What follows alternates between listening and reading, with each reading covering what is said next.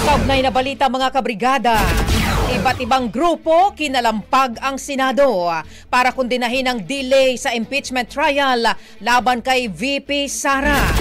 Brigada Jigo Custodio, ibrigada mo. Brigada Live Report. Sumugod sa labas ng Senado ang iba't ibang grupo upang ipanawagan na ituloy ang impeachment trial laban kay Vice President Sara Duterte.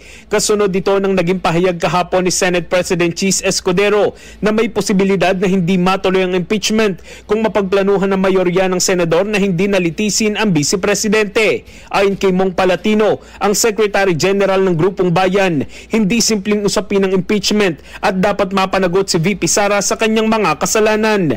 Hindi daw dapat hinaharangan ng Senado ang impeachment, kundi dapat ilabas ang lahat ng ebidensya. Sinabi pa ni Palatino na magsisilbing aral at babala ang impeachment sa mga nakaupo sa gobyerno na kapag ang isang politiko ay gumawa ng kasalanan at kalokohan, dapat siyang parusahan.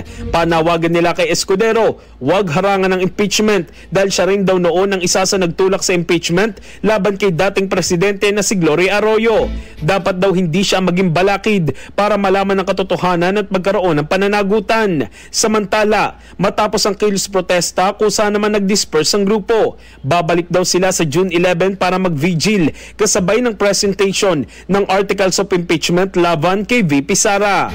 In the heart of changing lives, ako sa Brigada Jigo Custodio ng 105.1 Brigada News of Manila, the Music News Authority. Brigada Balita Nationwide. Ang bahaging ito ay hatid sa atin ng Drive Max Coffee. Ligayang tuloy-tuloy.